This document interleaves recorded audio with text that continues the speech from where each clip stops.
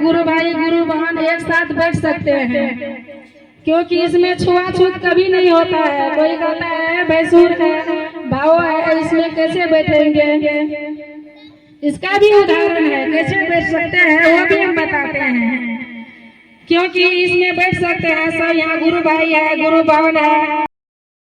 दोस्तों, आप सभी को हमारे न्यू ब्लॉग में स्वागत है। दोस्तों देखिए दोस्तों, अभी जो है हम लोग आए हैं इधर शिव चर्चा में। तो यहाँ पे एक मेरा लीडर है, वो भी शिव चर्चे में आए हैं। हम भी आए थे, थोड़ा हम भी सुने और जो है आप लोग को हम भी सुनेंगे, आप लोग को भी थोड़ा सा दिखाएंगे। तो आप लोग बने रहें। पर आप भी दया करिएगा, तब महादेव आप पर भी दया कर सकते हैं। आप दयालु नहीं बन सकते हैं तो महादेव आप पर दया कैसे कर सकते हैं? आप दया कीजिएगा तब ना आपके ऊपर दया होगा।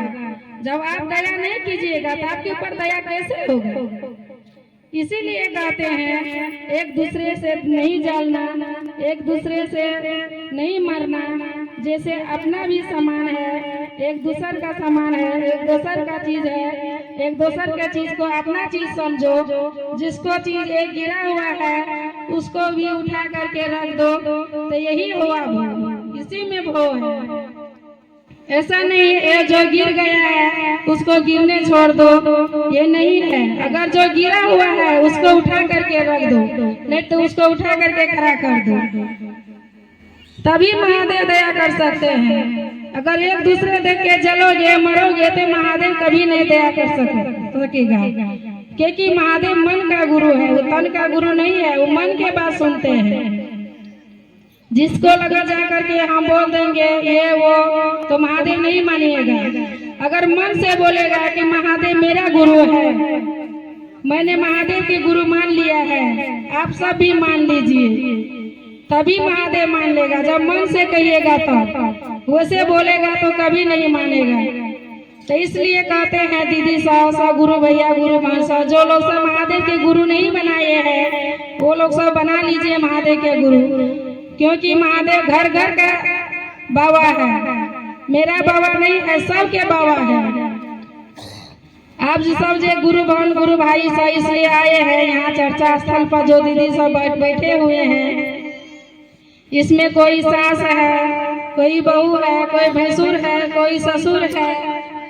इसलिए जो है ना सब, जैसे कि माता रानी के मंदिर जाते हैं जल चढ़ाने के लिए, फूल चढ़ाने के लिए।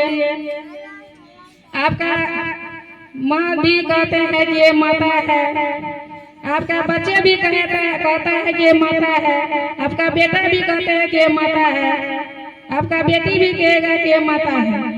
तो इसीलिए कहते हैं उस सब के माता है, जगत के माता है।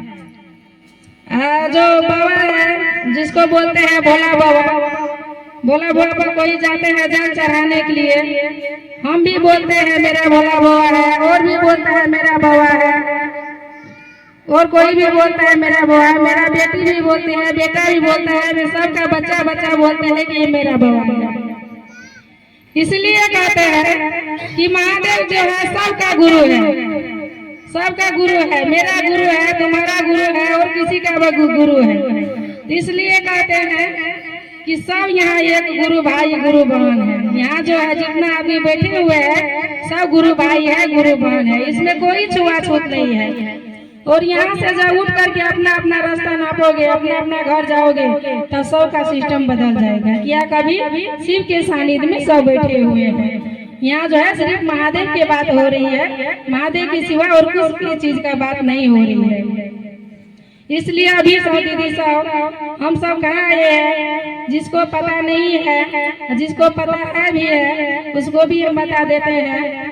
हम सब जब आए हैं महादेव के मंदिर में आए हुए हैं। अभी जो यहाँ बैठे हुए हैं मंदिर में बैठे हुए हैं, गुरु के आसन में बैठे हुए हैं, गुरु के चरण में बैठे हुए हैं।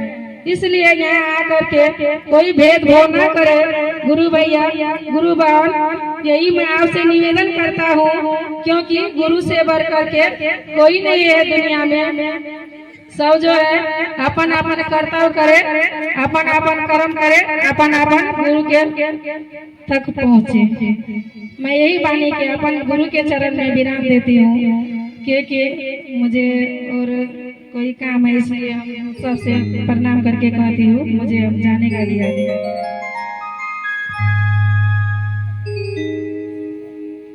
इस विचार के बाद पुनः आपसे आग्रह है कि एक भजन